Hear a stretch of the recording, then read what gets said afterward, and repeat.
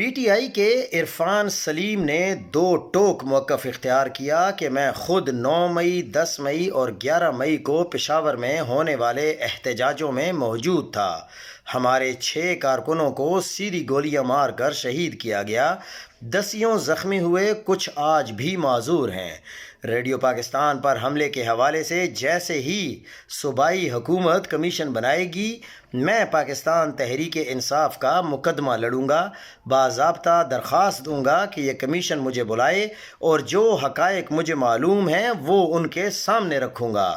ان الزامات اور 9 مئی کے فالس فلیگ آپریشن کی وجہ سے ہمارے نہتے اور پرامن کارکنوں، لیڈرشپ اور ان کے گھروں کی چادر اور چار دیواری کا تقدس پامال ہوا۔